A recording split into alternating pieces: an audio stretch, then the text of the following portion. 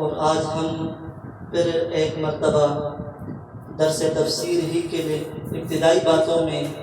4 باتیں آپ حضرات کے سامنے ذکر کریں گے، جن میں سے سب سے پہلے ہے تاریخ نزول قرآن، کہ قرآن مجید کا نزول کس طریقے سے ہوا۔ دراصل قرآن مجید یہ اللہ رب العزت کا کلام الہی ہے اور ازل سے یہ موجود ہے، جیسا کہ قرآن مجید میں ہے بل ہوا قرآن مجید فی لوح محفوظ، بلکہ یہ قرآن مجید ہے لوح محفوظ میں۔ پھر لوح محفوظ سے قرآن مجید کی جو نزول ہوا ہے تو یہ 2 مرتبہ ہوا ہے۔ ایک مرتبہ یہ پورے کا پورا آسمان دنیا کے بیت عزت میں، جسے دوسرے الفاظ میں بیت المعمور بھی کہا جاتا ہے، اور یہ کعبۃ اللہ کے عین محاذات میں یعنی بالکل سیدھ میں آسمان پر فرشتوں کی عبادت گاہ ہے،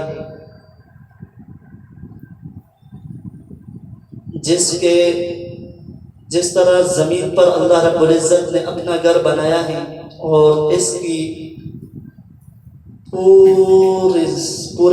پورے سال طواف ہوتا رہتا ہے، اسی طرح بیت المعمور کے بھی پورے سال فرشتے جو ہے طواف کرتے رہتے ہیں اور یہ ان کی عبادت گاہ ہے۔ تو پہلی مرتبہ جو قرآن مجید کا نزول ہوا تو یہ بیت معمور تک ہوا لوح محفوظ سے، اور دوسری مرتبہ پھر تدریجاً آپ علیہ السلام کی ذات مبارکہ پر ہوا۔ جو پہلا نزول تھا وہ بھی لیلۃ القدر میں ہوا اور دوسرا نزول بھی لیلۃ القدر میں ہوا ہے۔ پہلا نزول بیت عزت پر یعنی بیت المعمور پر لیلۃ القدر میں ہوا اور دوسرا آپ علیہ السلام کے ذات مبارکہ پر ہوا،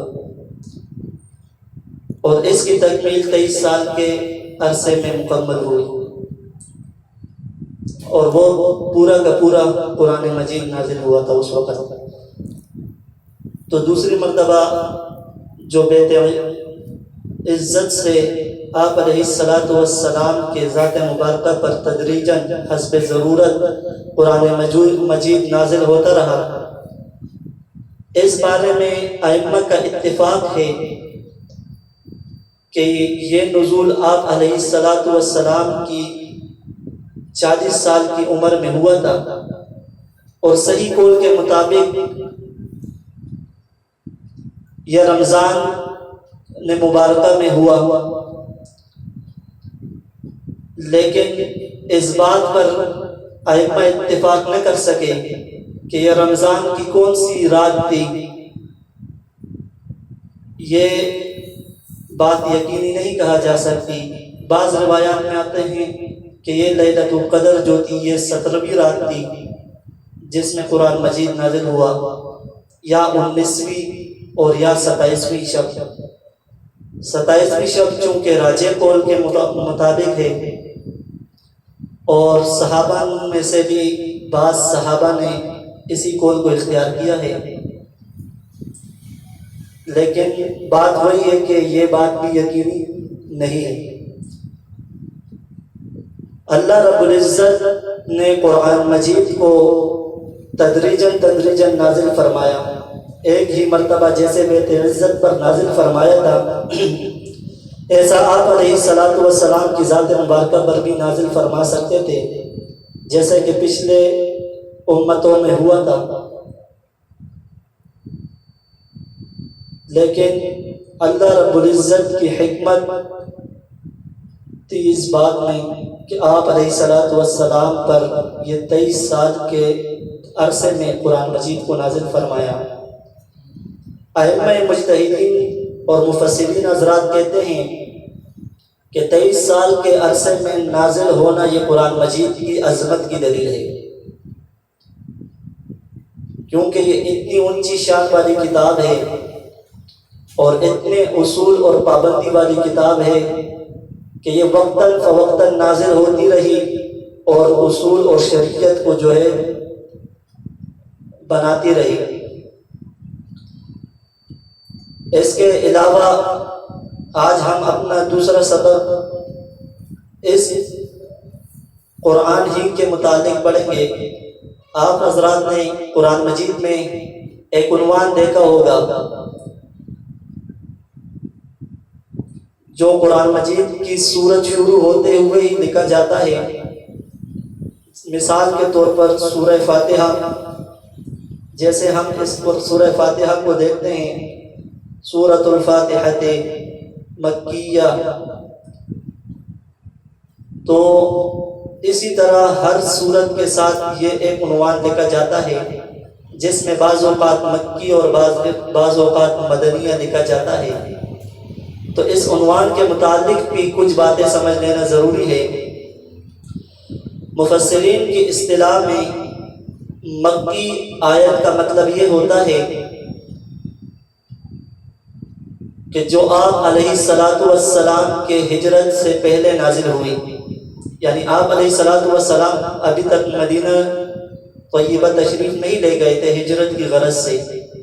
اور وہ آیتیں نازل ہوئی تو انہیں مکی کہا جاتا ہے، اور وہ آیتیں جو آپ علیہ الصلاۃ والسلام کے ہجرت کے بعد نازل ہوئی تو انہیں مدنی کہا جاتا ہے۔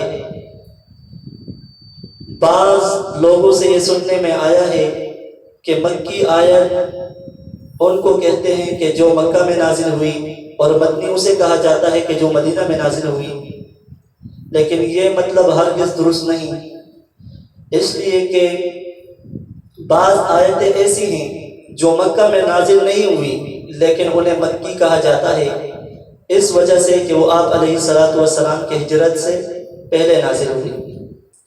اور اسی طرح بعض آیتیں ایسی ہیں کہ جو مدینہ میں نازل نہیں ہوئی،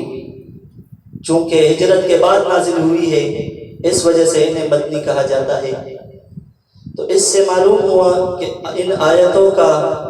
مکی کہلانا یا مدنی کہلانا یہ مکہ میں نزول اور مدینہ میں نزول کے اعتبار سے نہیں ہے، بلکہ یہ آپ صلی اللہ علیہ وسلم کے ہجرت کے اعتبار سے ہے کہ جو آیت ہجرت سے پہلے نازل ہوئی مکی کہلائے گی، اور جو ہجرت کے بعد نازل ہوئی وہ مدنی کہلائے گی۔ اس کے ساتھ ساتھ ہم آہستہ آہستہ آگے بڑھیں گے۔ آج ہم شان نزول کے بارے میں بھی آپ کو بتاتے ہیں۔ شان نزول یہ بھی ایک سبق ہے، اور یہ ایک اہم سبق ہے۔ قرآن مجید کی آیتیں دو قسم کی ہوتی ہیں۔ ایک آیتیں وہ ہیں جو از خود اللہ رب العزت نے نازل فرمائی، یعنی اس کا مطلب یہ ہے کہ اللہ رب العزت نے ویسے تو پورا کا پورا قرآن مجید نازل فرمایا ہے اپنے حکم سے، لیکن از خود نازل فرمانے کا مطلب یہ ہے کہ ان آیتوں کا نازل کرنے میں اللہ رب العزت نے کسی خاص واقعہ کو دیکھ کر نازل نہیں فرمایا، نہ کسی خاص سوال کو دیکھ کر، بلکہ اللہ رب العزت نے ان آیتوں کو اپنی منشا کے موافق نازل فرمایا ہے۔ اور بعض آیتیں ایسی ہیں جو کسی خاص واقعہ یا کسی خاص سوال کے جواب میں نازل ہوتی ہیں، جسے مفسرین کی اصطلاح میں ان آیتوں کا سبب نزول اور شان نزول کہا جاتا ہے۔ جیسے سورہ بقرہ کی آیت نمبر 221، وَلَا تَنكِحُوا الْمُشْرِكَاتِ حَتَّى يُؤْمِنْ وَلَأَمَةٌ مُؤْمِنَةٌ خَيْرٌ مِّن مُّشْرِكَةٍ وَلَوْ أَعْجَبَتْكُمْ۔ اللہ رب العزت نے یہ آیت نازل فرمائی ایک خاص واقعہ کے اوپر۔ اس آیت کا ترجمہ ہے کہ تم ہرگز مشرک عورت سے نکاح نہ کرو یہاں تک کہ وہ ایمان لے آئے، اور ایک مومن کنیز ایک مشرک عورت سے تمہارے لیے بہتر ہے، اگرچہ تم مشرکہ کو پسند کرو، اگرچہ تم مشرک عورت کو پسند کرو۔ اس آیت کے نزول کا جو واقعہ ہے وہ یہ ہے کہ زمانہ جاہلیت میں حضرت مرثد بن ابی مرثد غنوی رضی اللہ تعالی عنہ کا ایک عناق نامی عورت سے تعلقات تھے۔ اسلام لانے کے بعد حضرت مرثد رضی اللہ تعالی عنہ مدینہ طیبہ تشریف لے گئے اور وہ عورت مکہ میں رہ گئی۔ پھر ایک مرتبہ حضرت مرثد رضی اللہ تعالی عنہ مکہ مکرمہ تشریف لے گئے کسی کام کی غرض سے، تو وہاں اس عورت نے آپ رضی اللہ تعالیٰ عنہ کو گناہ کی دعوت دی۔ آپ رضی اللہ تعالیٰ عنہ نے صریح انکار فرمایا اور فرمایا کہ اب اسلام میرے اور تمہارے درمیان حائل ہو چکا ہے، ہاں اگر تم چاہو تو میں آپ صلی اللہ علیہ وسلم سے اجازت لے کر آپ سے نکاح کر لوں۔ پھر جب حضرت مرثد رضی اللہ تعالیٰ عنہ مدینہ طیبہ تشریف لے آئے اور آپ علیہ السلام سے نکاح کی اجازت چاہی اور اپنی پسندیدگی کا اظہار فرمایا، تو یہ آیت نازل ہوئی وَلَا تَنكِحُوا الْمُشْرِكَاتِ حَتَّى يُؤْمِنْ وَلَأَمَةٌ مُؤْمِنَةٌ خَيْرٌ مِّن مُّشْرِكَةٍ وَلَوْ أَعْجَبَتْكُمْ۔ تو یہ آیت اسی واقعے کے سبب سے نازل ہوئی، اس وجہ سے اس واقعے کو اس آیت کا سبب نزول یا شان نزول کہا جاتا ہے۔ تو اس آیت میں اللہ رب العزت نے مشرک عورت سے نکاح کرنے کو منع فرما دیا، فرمایا کہ تم مشرک عورت سے نکاح نہیں کر سکتے اگرچہ تم اسے پسند کرو، اور آگے فرمایا وَلَأَمَةٌ مُؤْمِنَةٌ، اور ایک مومن کنیز اور ایک مومن باندی تمہارے لیے اس مشرکہ عورت سے بہتر ہے۔ تو یہ واقعہ اس آیت کا شان نزول بنا۔ تو شان نزول کو بھی قرآن مجید میں ایک بہت ہی اہمیت حاصل ہے، کیونکہ اب اگر یہ شان نزول پتہ نہ ہوتا تو ہمیں اس آیت کے حکم کا صحیح طور پر سمجھ میں آنا مشکل ہو جاتا۔ تو آیت کا شان نزول یا سبب نزول کا بھی ایک قرآن مجید کے ساتھ ایک خاص ربط اور تعلق ہے۔ اسی طرح ہمارے آج کے آخری سبق یہ ہے، چونکہ وہ آغاز ہی کا سبق ہے اور آخری بھی ہے، اس کے بعد آغاز اس طرح ہوگا کہ ہم اپنے تفسیر کا آغاز شروع کر دیں گے، یہ ابتدائی باتیں یعنی ختم ہو جائیں گی۔ تو تفسیر عربی زبان میں اس کا معنی ہے کھولنا، واضح کرنا، اور اصطلاح میں علم تفسیر اس علم کو کہا جاتا ہے کہ جس سے قرآن مجید کی آیتوں کے معنی واضح ہو جائے اور قرآن مجید کی حکمتیں بالکل سامنے آ کر واضح اور بیان کیے جائیں۔ چنانچہ اللہ رب العزت نے قرآن مجید میں فرمایا لَقَدْ مَنَّ اللَّهُ عَلَى الْمُؤْمِنِينَ إِذْ بَعَثَ فِيهِمْ رَسُولًا مِّنْهُمْ يَتْلُو عَلَيْهِمْ آيَاتِهِ وَيُزَكِّيهِمْ وَيُعَلِّمُهُمُ الْكِتَابَ وَالْحِكْمَةَ إِلَى آخِرِهِ۔ اللہ رب العزت نے